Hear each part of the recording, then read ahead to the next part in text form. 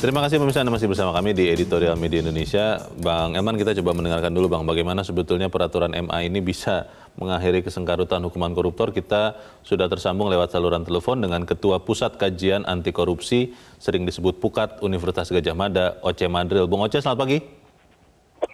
Selamat pagi Bung Leo. Selamat pagi Bang Eman. Pagi. Bung Oce, kita lihat peraturan MA ini kan dibuat untuk kemudian menghilangkan, kalau harapannya begitu, menghilangkan perbedaan yang signifikan sekali. Di beberapa kasus sebelumnya ada hakim yang berbeda, menjatuhkan hukuman yang berbeda sekali untuk korupsi yang mirip-mirip kejadiannya. Nah, pertanyaannya adalah begini, karena hakim kan orang yang independen, tidak bisa diatur, tidak bisa dipengaruhi, apakah kemudian peraturan MA ini sifatnya harus diikuti oleh hakim dalam menjatuhkan hukuman, atau memang hakim ya boleh saja melihat perma ini tapi terserah hakim itu sendiri? Bagaimana Bung Oce? Ya, betul. Jadi memang disparitas putusan dalam perkara-perkara korupsi di Indonesia itu memang kebangetan gitu ya. Oh. Kasus yang sama, kemudian dengan nilai kerugian yang relatif sama, misalnya itu bisa jomplang sekali. Ada yang dihukum 1 tahun, ada yang dihukum 5 tahun. Beda-beda lah, ada satu daerah dengan daerah yang lain berbeda. Kemudian tidak ada penjelasan argumentasi kenapa harus ada disparitas yang begitu lebar seperti itu. Nah, perma ini sebenarnya bisa menjadi standar, kemudian bisa menjadi panduan supaya disparitas itu tidak terjadi lagi. Ada semacam standar hukuman yang memang sudah dibuat oleh Mahkamah Agung. Nah, karena ini peraturan Mahkamah Agung sendiri atau peraturan internal mereka, biasanya menurut pengalaman, biasanya peraturan semacam ini diikuti oleh para hakim gitu ya, dalam menyelesaikan perkara. Ini kan sebetulnya guidance bagi para hakim, tidak mengikat yang lain sebenarnya. Tapi bagaimana hakim berhadapan dengan kasus-kasus di pengadilan gitu. Guidance-nya seperti ini. Kalau harapannya bahwa perma ini juga sekaligus bisa membuat hakim lebih tegas begitu ya, menghukum koruptor, karena konon katanya sekarang ada kecenderungan hukuman bagi koruptor itu makin ringan katanya. Saya juga tidak tahu apakah memang dengan niat sengaja atau memang tidak sengaja. Itu bisa tidak Bung Oce, perma ini membantu hakim supaya lebih keras lagi menghukum koruptor? Ya, kalau kita lihat di dalam lampiran perma, memang ada panduan mengenai berapa tahun hukuman itu harus dijatuhkan ya dalam kategori nilai kerugian tertentu. Konteks kalau misalnya kita ingin menilai apakah hukumannya berat atau tidak hanya dari sisi pemidanaan penjara, maka ya bisa dikatakan bahwa perma ini akan lebih membantu hukuman yang jauh lebih tinggi, katakanlah begitu ya. Kalau selama ini kan ada yang rata-rata mungkin dihukum 2 atau 3 tahun. Nah, dengan adanya perma itu bisa 4 tahun ya, bisa 10 tahun bahkan. Cuma sayangnya ada beberapa kasus yang nilai kerugiannya sebenarnya menurut saya sudah cukup tinggi. Harusnya sudah bisa hukuman 15 tahun atau seumur hidup, tapi dalam perma itu belum gitu. Tapi memang perma ini akan memberikan batasan hukuman yang jauh lebih keras. Oke, pertanyaan terakhir Bung Oce, kalau ada hakim yang sama sekali menghukum jauh dari aturan yang diatur di dalam peraturan MA ini, hakim itu bisa dikenakan sanksi atau tidak? Nah, ini karena sifat peraturan ini internal, mengikat para hakim secara internal, menurut saya Mahkamah Agung perlu membuat instrumen pemantauannya atau pengawasannya, sejauh mana perma itu diikuti oleh para hakim di lapangan begitu. Tapi lagi-lagi menurut pengalaman di beberapa perkara, tidak hanya di kamar pidana ya, biasanya memang instruksi Mahkamah Agung itu diikuti oleh para hakim. Gitu. Nah, kali ini tentu kita akan uji apakah soal pedoman pemidanaan untuk kasus korupsi pasal 2 dan pasal 3, apakah para hakim akan mengikutinya, dan kalau misalnya ternyata nanti ditemukan ada hakim-hakim yang ternyata tidak mengikuti pedoman, apakah Mahkamah Agung bisa tegas gitu menegakkan aturannya sendiri, gitu kan? Ini tantangan tentu bagi Mahkamah Agung. Oke, kita apresiasi langkah Mahkamah Agung ini, tapi nanti kita harus pantau betul bagaimana pelaksanaannya. Bung Oce Madril, terima kasih sudah mencerahkan kami pagi ini. Selamat pagi, Bung Oce. Terima kasih. Bang Eman, ada orang yang bertanya begini, kalau sudah diatur 25 sampai berapa 100 miliar rupiah, itu baru di atas 100 miliar baru dihukum seumur hidup. Kalau begitu nanti koruptor bisa berpikir ya sudah saya atur saja supaya tidak masuk angka 25, tidak masuk angka 100. Kalau perlu saya pecah-pecah akunnya supaya tidak memenuhi angka itu, sehingga ini kemudian menjadi pembenaran bahwa hanya orang-orang yang korupsi berat saja yang bisa dihukum berat, sementara yang sudah mengakali bisa bebas. Bagaimana, Bang? Nah, saya dari awal justru saya udah curiga bahwa permen ini juga akan bisa disiasati. Iya. Kan begitu kan. Yeah. Itu sebabnya pertama dari tadi saya berkatakan saya mengapresiasi. Gitu. Tetapi apresiasi terhadap permen ini sebetulnya kan nanggung sebetulnya. Jadi tidak sepenuh hati perma ini untuk mau menghukum para koruptor semaksimal mungkin ya. Supaya jerah ya. Supaya jerah.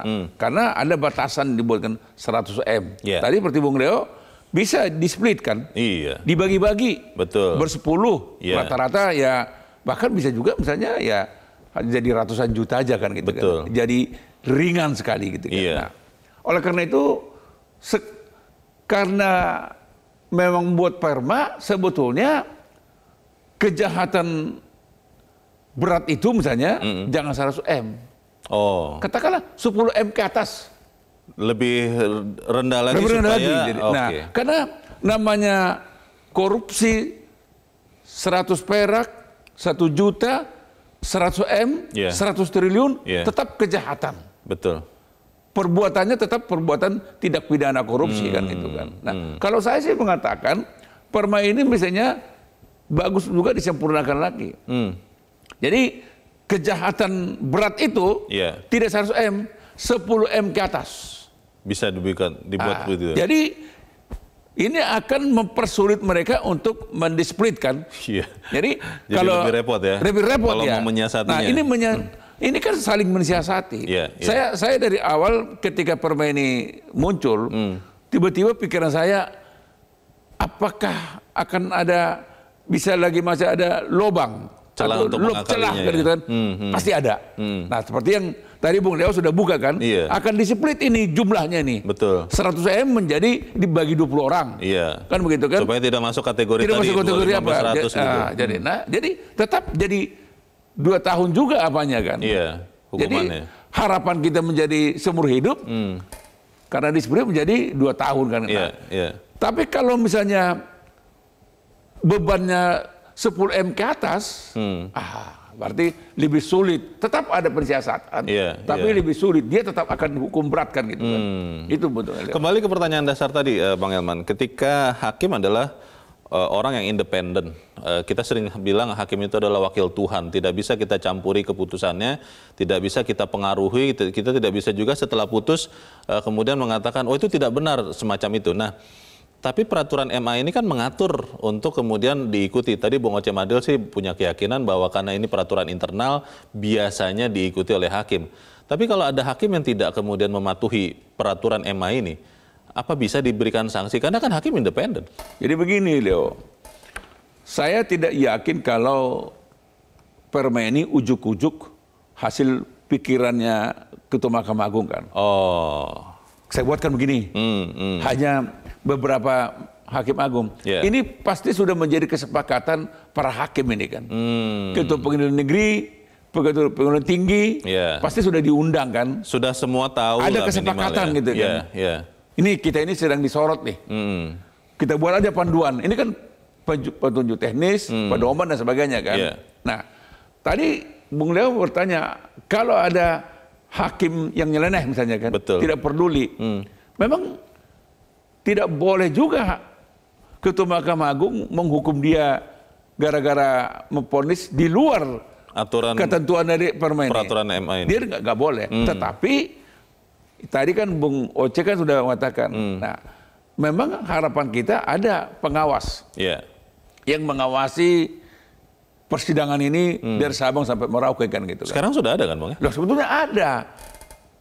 Yang mengawasi hakim itu siapa? Iya, ada juga komisi yudisial, ada juga internal. Oh, ada internal. Juga, internalnya apa juga ada. Oke. Ada pengawas di hakim, bukan tidak ada mengawasi, tapi karena selama ini pagar makan tanaman juga. Semangat korps. Ya, semangat korps. Pengawas juga harus diawasi juga kan gitu kan. Itu yang terjadi kan. Nah, jadi memang saya sangat yakin para hakim pasti akan mentaati kan gitu kan. Tapi kalau ada hakim yang tidak mentaati, harus ada pembinaan lah. Kasarnya istilahnya gitu. Nah, mungkin sementara istilahnya udah Hakim Leo dibina dulu. Bina 4 tahun. Tidak diberi hak untuk apa dulu. Belajar dulu 4 tahun Leo. Itu sebenarnya kan udah hukuman, tapi tidak boleh kita bilang dia gara-gara ini gitu. Hakim kan juga diikat peraturan tidak boleh menghukum di luar yang dituntut atau saya lupa istilahnya apa, ekstra petita atau ultra petita. Kalau kemudian jaksanya Bang tidak menuntut yang seperti diharapkan di peraturan MA, apakah hakim bisa menghukum melampaui itu? Apakah nanti tidak dianggap bersalah juga? Tapi kita harus jeda dahulu. Bang Elman dan Musa tetap bersama kami. Editorial Media Indonesia segera kembali.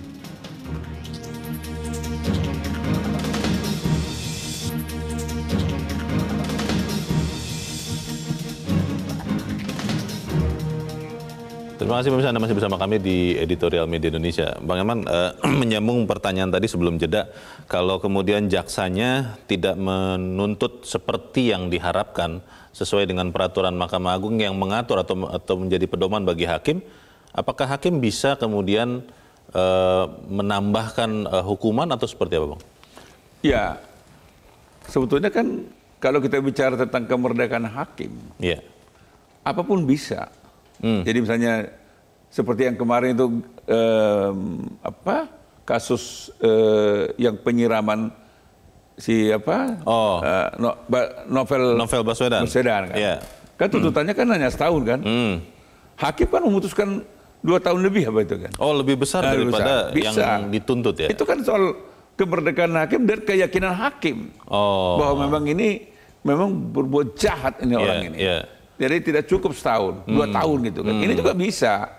Tuntutannya katakanlah hanya setahun, hakim dan dengan kayaknya hukum seumur hidup bisa. Itu kan. Tapi kalau itu terus-terusan terjadi dan rutin misalnya begitu Bang, di banyak kasus jaksanya beda-beda karena tidak ada aturannya bagaimana? Nah, itu yang saya harapkan sebetulnya kan, kalau hakim ada permanya, ada petunjuk teknis, ini kan tadi kan kita sepakat bahwa korupsi itu kan kejahatan luar biasa. Maka harus ada juga terobosan luar biasa. Nah, sekarang hakim ada perma. Nah, mestinya jaksa, KPK, dan kepolisian sebagai penuntut ya. Sebagai penuntut dan juga sebagai penyidik. Ya kan, polisi kan sebagai penyidik kan. Nah, mereka ini juga mestinya juga harus ada semacam perma. Semacam perma sehingga pemberantasan korupsi ini seiring sejalan, tidak hanya di muaranya, hakimnya, tapi di awalnya juga ada jaksa, ada kepolisian, ada KPK sama-sama. Jadi jangan timpang begitu. Dan itu belum ada dan kita harapkan ada aturan-aturan. Ini kan belum ada. Kita harapkan mestinya karena itu juga saya dengar Mahkamah Agung juga ketika mau mengeluarkan perma ini kan berdiskusi juga dengan jaksa kan gitu. Oke, kita nanti tunggu seperti apa. Tapi kita akan dengarkan juga Bang Elman, apakah para pemirsa kita, pemirsa Metro TV juga melihat ada harapan dengan perma yang baru ini. Kita sudah terhubung dengan pemirsa Metro TV di Jakarta, ada Pak Syahril. Pak Syahril, selamat pagi. Selamat pagi Metro. Selamat pagi Pak Syahril. Bagaimana Pak? Ini kita punya peraturan Mahkamah Agung yang kita harapkan bisa membuat hakim relatif seragam untuk menghakimi atau menjatuhkan hukuman kasus-kasus korupsi yang mirip. Menurut Anda ini akan dipenuhi oleh hakim atau seperti apa Pak Syahril? Ini permasalahannya. Saya sepakat dengan Metro. Tidak saja hakim, tetapi juga jaksa, kepolisian, KPK itu harus ada batas minimal hukuman yang dijatuhkan pada para koruptor tadi. Begini Pak, yang permasalahannya. Kalau berpendapat saya, permasalahannya kenapa korupsi ini merajalela terus, sulit dibantah-bantah. Yang pertama, adanya sebuah anggapan bahwa hakim itu adalah wakil Tuhan. Ini tidak benar. Satu anggapan ini tidak benar sama sekali. Ini berbahaya, untuk masyarakat-masyarakatnya, apalagi yang di daerah kampung-kampung yang pendidikannya rendah. Itu berbahaya sekali. Karena hakim itu tidak pernah salah.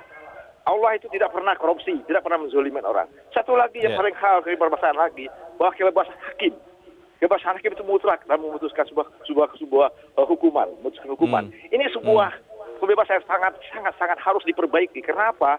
Nilai-nilai kebebasan sekarang itu tidak lagi dinilai berdasarkan kebenaran, keadilan, tetapi nilai kebebasan itu sudah ada nilainya, itu rupiah dan dolar. Nilai-nilai kebebasan hakim itu adalah sudah ada nilainya sekarang, rupiah dan dolar. Ini permasalahannya sekarang ini.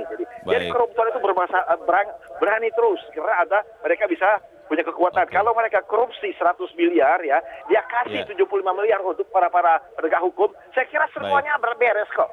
Saya juga akan melakukan begitu. Kalau saya korupsi 10 miliar, dia 5 miliar saya bagi-bagi itu semua politik. Oke, terima kasih Pak Syahril di Jakarta untuk pendapat Anda. Selamat pagi Pak. Di belakang Pak Syahril ada Pak Edward di Bengkulu. Pak Edward, selamat pagi. Selamat pagi Bung Leonard, selamat pagi Bung Elman.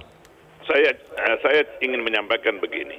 Kita beri apresiasi, sudah ada niat baik dengan memberikan guidance kepada hakim. Walaupun tadi sudah dikatakan hakim itu adalah independen, imparsial, bebas menentukan sesuai dengan keyakinannya. Tetapi ada hal yang perlu saya ingin sampaikan, bahwa kita sepakat seperti yang disampaikan oleh Bung bahwa korupsi itu adalah extraordinary crime, kejahatan yang luar biasa yang tidak bisa diselesaikan dengan hal biasa-biasa. Jadi jangankan sekarang, saya lihat mulai dari awal, itu mulai dari penuntutan, penyidikan, itu hendaknya ya mereka sudah punya komitmen bahwa punya niat untuk memberantas korupsi, memberikan hukuman penjeraan. Itu yang penting.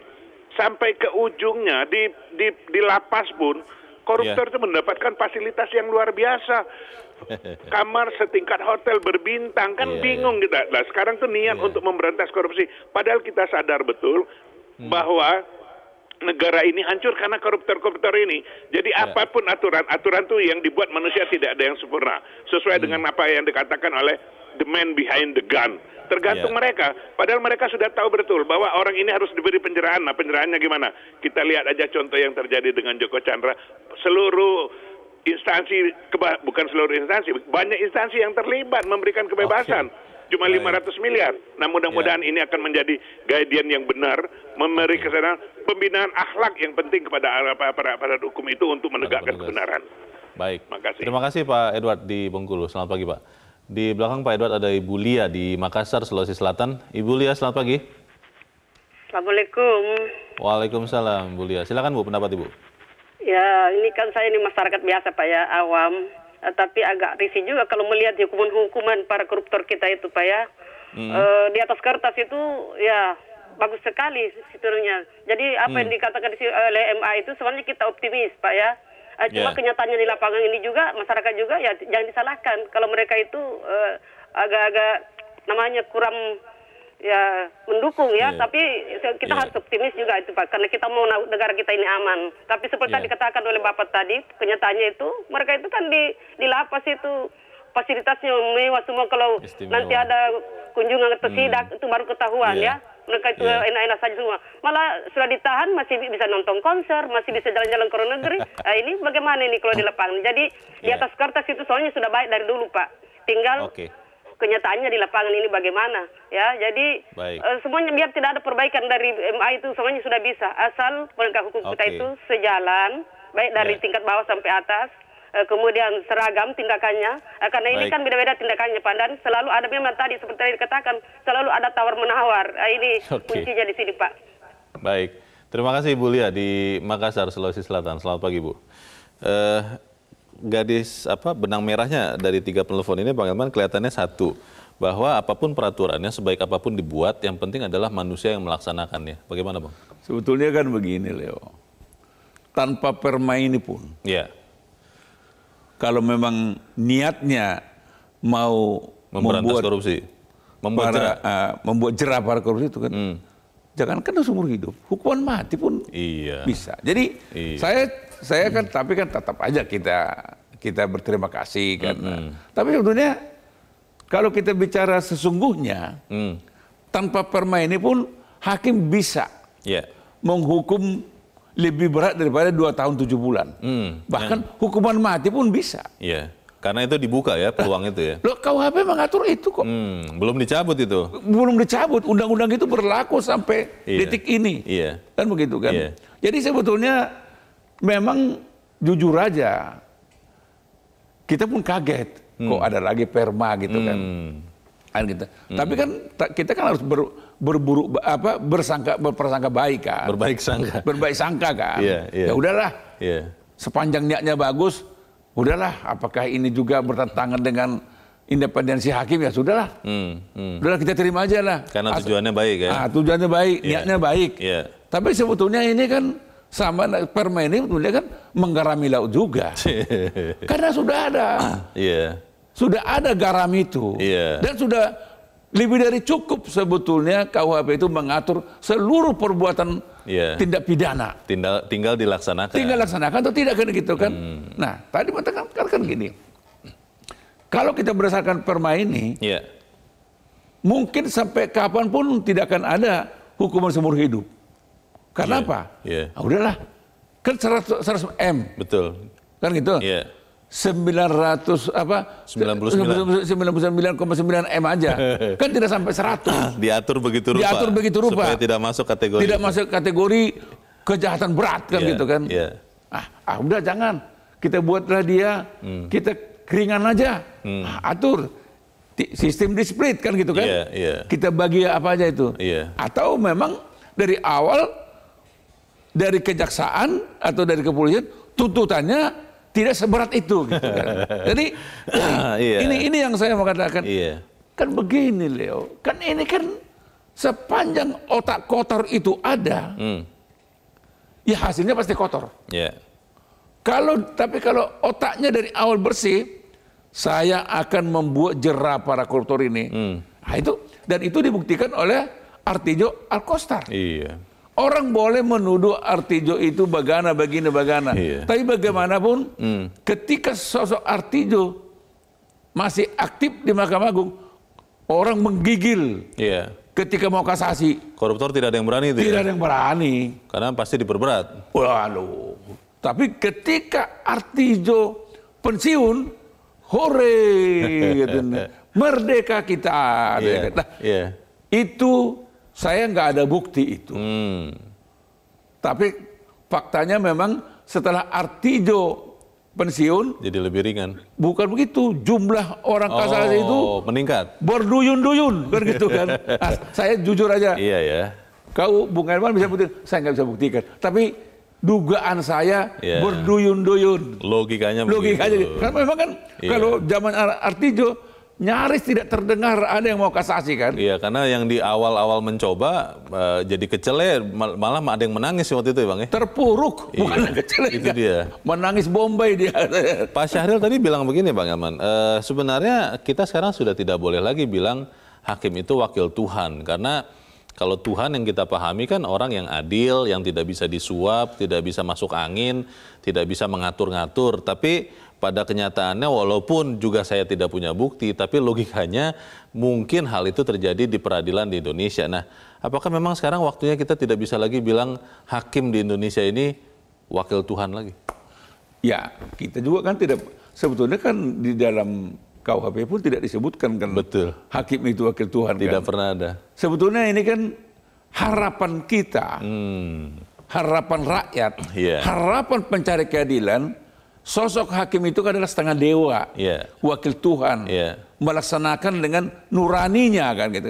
Harapan kita, hakim itu adalah orang yang soleh, orang yang jujur, dan memang pakai kacamata kuda aja dia. Yang penting keadilan ditegakkan. Pokoknya lurus, lempang, tegakkan keadilan.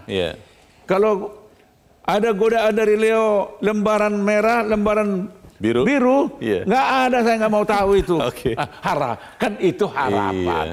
Perkara yang terjadi seperti yang katakan Pak Sari tadi itu tidak pantas, itu kita serahkan kepada masyarakat. Itu kan kata Sahrir kan.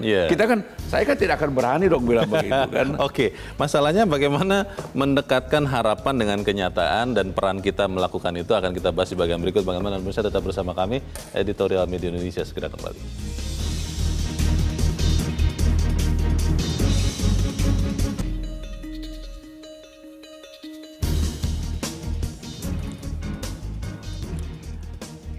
Terima kasih pemirsa, masih bersama kami di bagian akhir dari diskusi kita pagi ini. Bang Eman, ada yang bilang bahwa apapun yang terjadi sekalipun langit runtuh, keadilan harus ditegakkan. Dan kalau kita bicara soal korupsi, kan kita sudah bersepakat ini kejahatan luar biasa. Nah pertanyaannya adalah ketika kita berharap hakim sebagai penjaga gawang terakhir, itu jujur, tidak bisa disuap, tidak bisa berkompromi, tetapi konon katanya itu yang terjadi.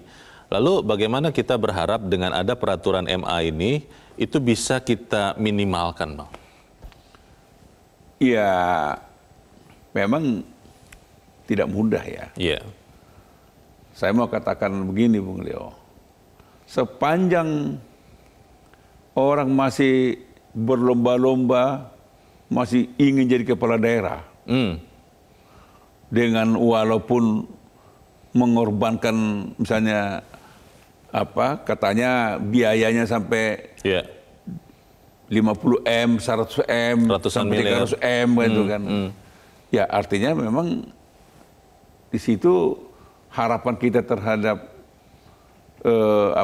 pengadilan itu ya masih rendah kan gitu kan.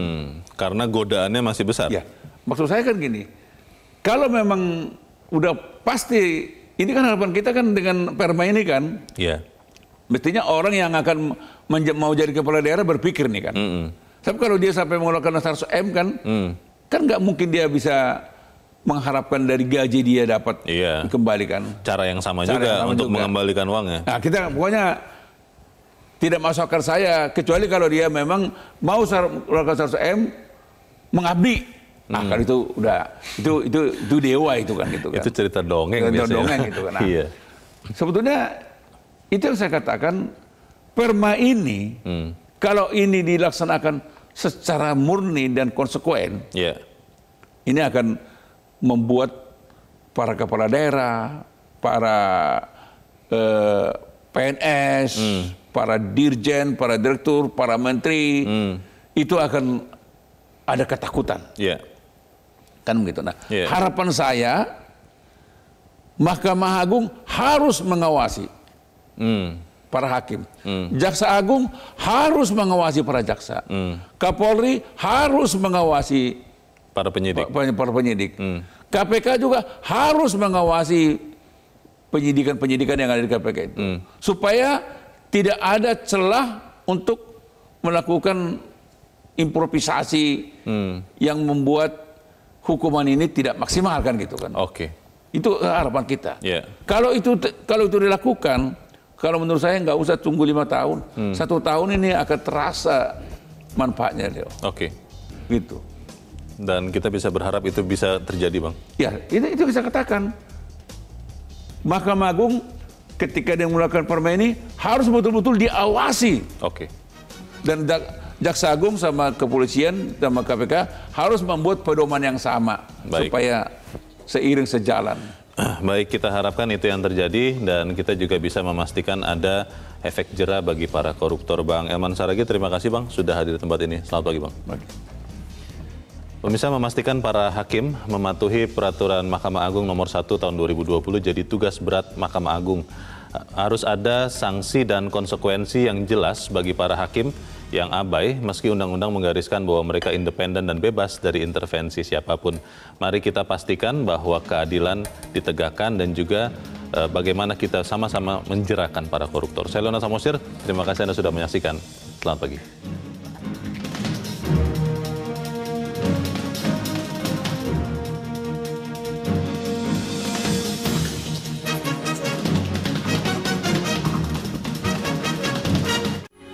Metro TV, knowledge to elevate.